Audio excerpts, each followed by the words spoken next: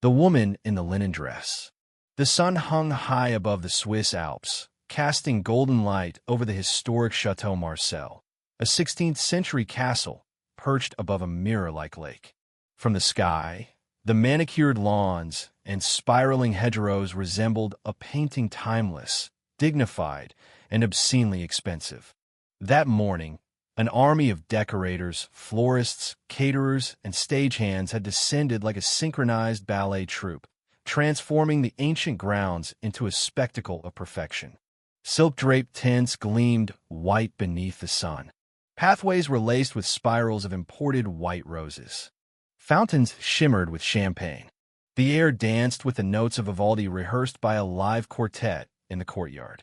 The wedding of Nolan Everett, the enigmatic American tech, magnate wasn't merely a private event.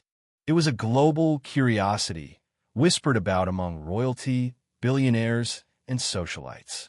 The guest list had been sealed months in advance, and no journalists were allowed within 10 miles. Security, dressed in tuxedos and wired with earpieces, glided through the hedges as Bentleys and Rolls-Royces glided down the crushed stone driveway. Then came a woman in a modest electric sedan, unmarked, parked discreetly at the edge of the estate. She stepped out alone. Her skin was a warm mahogany, glowing in the sunlight. She wore a sleeveless cream linen dress, simple, breathable, hem grazing her calves. Her brown leather sandals showed light wear, and a soft leather clutch hung from her shoulder. Her thick, coiled hair was pulled into a neat bun. There were no diamonds, no designer logos, no entourage. But her back was straight, her gaze unwavering. In her hand, she held an ivory envelope, sealed with the golden crest of the Everett estate. She walked up the red carpet path to the grand entrance archway beneath a canopy of white roses and marble columns. A broad-shouldered man in a custom-fitted tuxedo stood at the gate, eyes sharp and trained. Marco, head of estate security, had memorized every name, every photo, every guest affiliation. His gaze flicked over her dress, her face, and something behind his eyes tensed. "Service staff enters around back," he said, his Swiss accent clipped.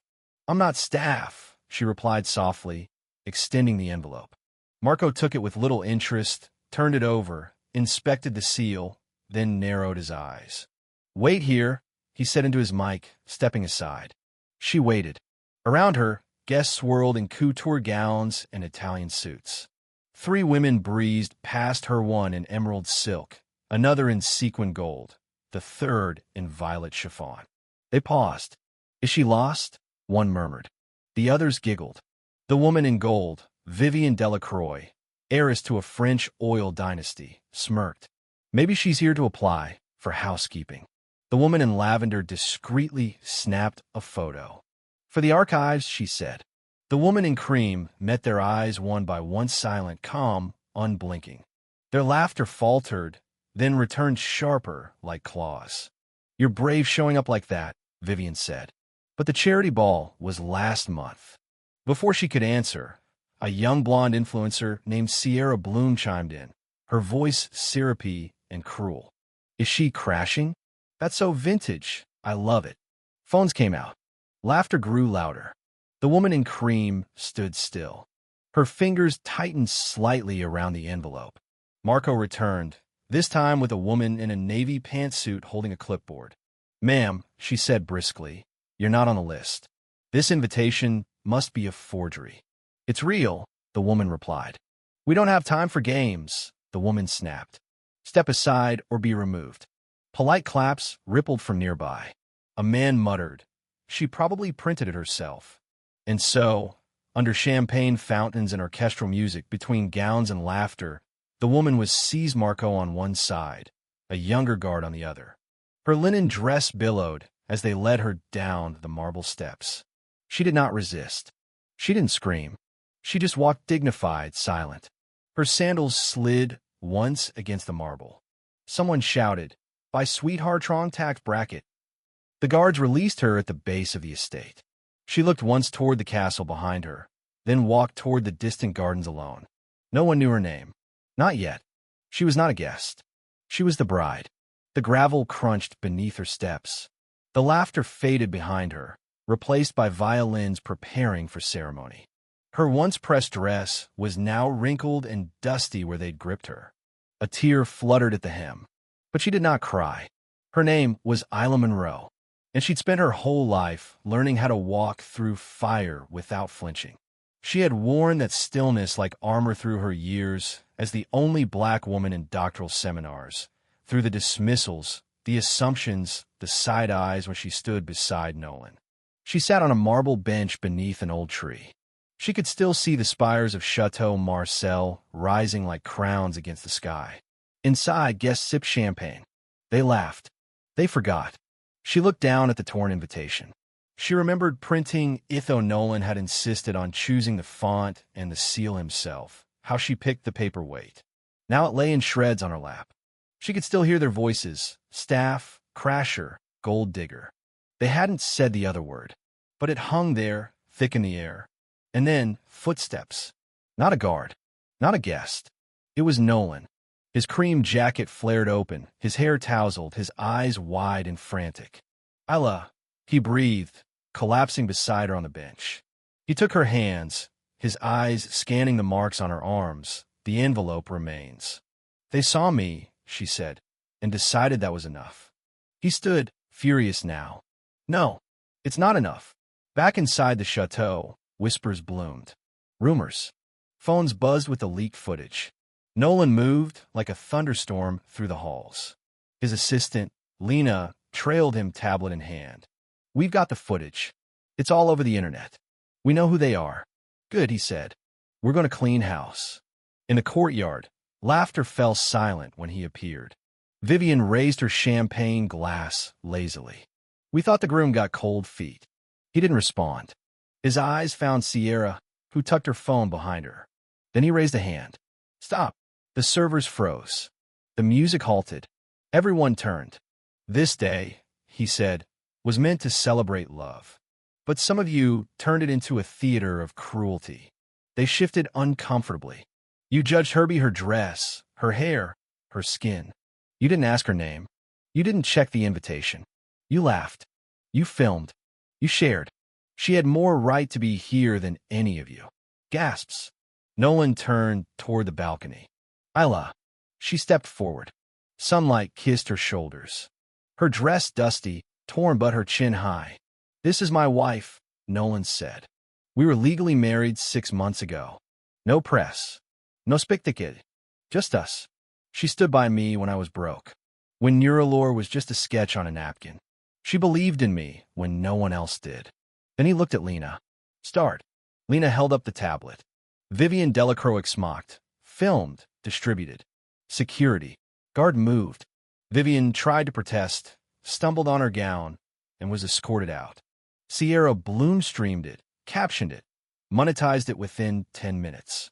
Sierra's phone was confiscated. Her publicist looked away. One by one socialites, investors, influencers swear, named and removed. Not violently, just thoroughly. Their exits filmed by paparazzi waiting at the gate. Isla remained quiet. She hadn't asked for this. But just this one scene demanded resolution. When Nolan turned back to the crowd, his voice was calm again. If you're here only for status, for clout, for proximity to money, I invite you to leave. A few did, and what remained was silence. But not shameful silence seeing awaken one. You didn't have to walk through that alone, he said to Isla. I did, she replied. So now they know. And they did. Later, she returned to her suite, removed the linen dress, slipped into the second, the one waiting. Ivory silk, pearls. The gown shimmered like starlight. She let her curls fall free, adorned them with a single diamond pin. Then she descended the staircase again, not as the woman pushed out, but as the woman walking in. This time, no one laughed. No one dared. And when she met Nolan at the altar, beneath golden skies and the hush of humbled guests, they spoke their vows not as performance, but as testimony. I promise, Isla said, to hold your name in my hands like something precious. I vow to be your home, Nolan said. Not because you need one, but because I do. The kiss was not grand. It was steady, true, And as the stars emerged over Chateau Marcel, the party that followed was quieter, warmer. Laughter, finally genuine. Eyes finally opened. They had walked through fire, and they had not burned. They had become something else entirely. Part 2. The weight of being seen. The headlines the next morning were relentless. The viral bride who redefined power. Tech mogul's wife silenced a ballroom without saying a word. From disgraced to glorified, the woman in the linen dress speaks with her silence. But Isla never gave an interview. Not that week. Not that month. She didn't need to. The video had done what years of professional accolades, faculty appointments, and keynote speeches couldn't. It force the world to see her. Not just as Nolan Everett's wife, but as herself, complex, composed, and undeniably formidable. 2 weeks after the wedding, Isla returned to her university office in Cambridge. The brass nameplate still read Dr. Isla Monroe Everett, although the hallway was a little quieter than usual when she passed. Her inbox had ballooned with a flood of speaking invitations, collaboration requests, and a few veiled apologies from colleagues who had once insisted on calling her Miss instead of Doctor. Some of them had been at the wedding. She didn't respond. Instead, she walked into her lecture hall and began her class on ethics and systems, thinking with the same calm tone as always.